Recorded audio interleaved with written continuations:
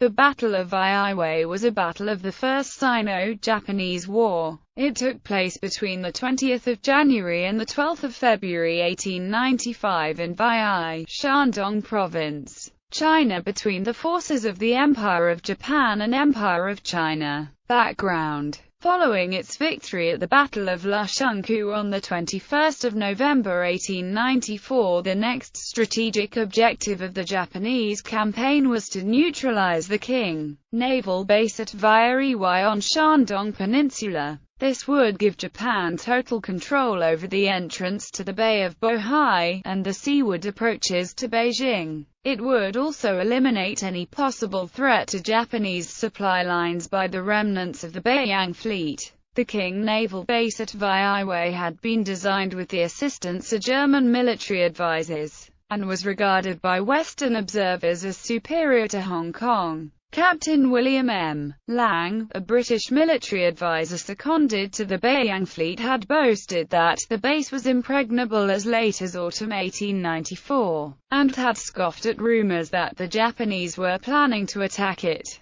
The defenses consisted of a series of 12 land fortifications overlooking the entrances to the harbor, equipped with Krupp and Armstrong cannons, as well as 2 fortified islands in the bay. The entrances to the harbor were closed off by booms to prevent attacks from outside, and the remaining ships of Beiyang fleet were anchored inside. These included some 16 warships, led by the battleship Ding Yuan, protected cruisers Jing Yuan and Ping Yuan, and 13 torpedo boats.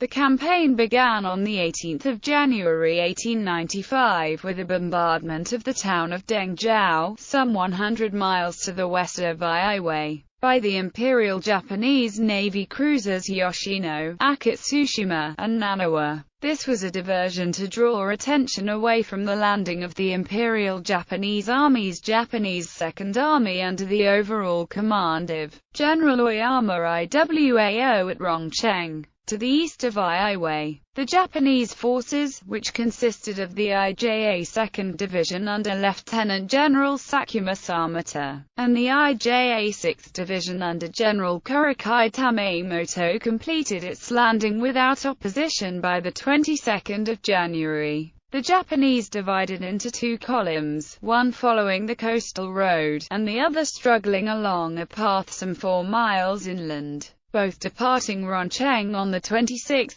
January. The timing of the attack had been planned to coincide with Chinese New Year, and the invasion encountered no resistance as they converged on Weihaiwei on 29 January. The Japanese launched a 3-pronged attack on the landward fortifications to the south and east of the town on 30 January. The attack was hampered by the severe winter cold and blizzard conditions, with temperature as low as -26 degrees Celsius. The Beiyang army made a defense for around 9 hours, before abandoning the fortifications largely intact. Japanese casualties were minor except for the death of Major General Oda Yasuzumi, who was the highest-ranking Japanese casualty of the war. Japanese troops entered the town of Weihai on 2 February without opposition, as its garrison had fled the night before. With the guns of the land fortifications now in Japanese hands, and in position to fire upon the Beiyang fleet, Admiral Ding Rushang's situation became precarious. Further, the Japanese managed to remove the boom protecting the anchorage on 4 February, allowing their torpedo boats to make repeated night attacks on the Chinese ships.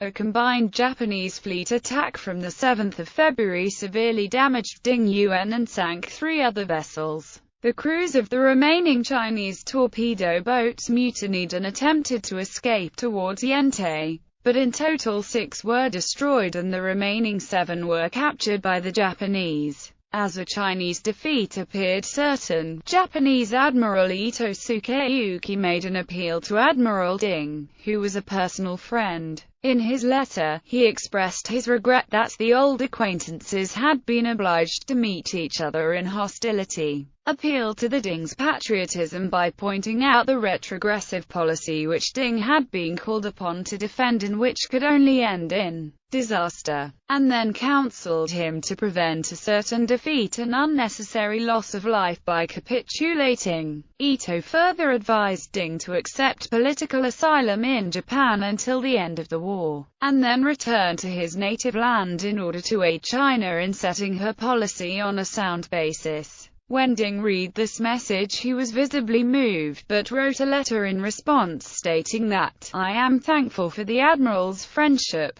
but I cannot forsake my duties to the state. The only thing now remaining for me to do is to die." Ding committed suicide by overdose of opium in his office at his Liugong Island headquarters. His deputy, Admiral Liu Buchan, after ordering that his warship be scuttled by explosives, also committed suicide. Command of the Beiyang fleet fell to Scottish-born Vice Admiral John McClure, who wrote a letter of surrender in Admiral Ding's name, and had it translated into Chinese and transmitted to the Japanese on the morning of the 12th of February. Per the terms of the letter, the remaining ships, forts and stores were surrendered to the Japanese. McClure requested that all Chinese troops, civilians and the foreign military advisors be allowed to depart unmolested, and suggested that the British-China squadron oversee compliance with the surrender agreement. Admiral Ito, despite the reservations of some members of his staff, agreed to all terms.